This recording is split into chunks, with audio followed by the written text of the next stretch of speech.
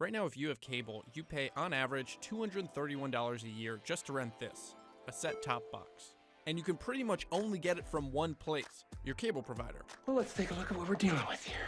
Those cable companies make about $20 billion a year just from renting these things out, but all that could be changing soon, because you might be saying goodbye to the box. The FCC is looking over 2 proposals to regulate the cable box, both of which would stop cable companies from forcing you to rent one. But the 2 plans are very different, and they pit tech companies and cable channels and providers against one another. The first proposal is dubbed Unlock the Box, and it's the one supported by tech companies, most prominently Google. Instead of a typical cable box, you get TV channels on some new device. Cable providers would have to give them a direct feed of their shows, so Google would get that feed from, say, Comcast. And then Google could place its menus, its graphics, its branding all over it. Cable companies and content providers almost universally hate this plan.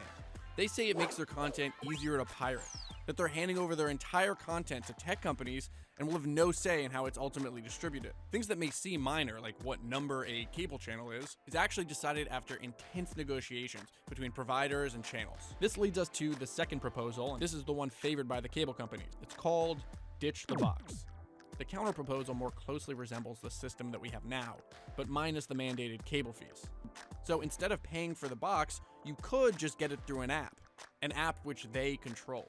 So you'd be able to go to an Apple TV, download a Comcast app, and watch TV, but through Comcast's interface. And unlike TV apps like CNN Go, which can be accessed anywhere you have internet, these apps could only be accessed via your home network. You won't be able to borrow your parents' password for this one. But the tech companies say that the cable company's proposal is just replacing one closed system, the box, with a new closed system, an app. And that a closed system will make it harder for streaming devices to integrate cable content into search results and will overall stifle innovation.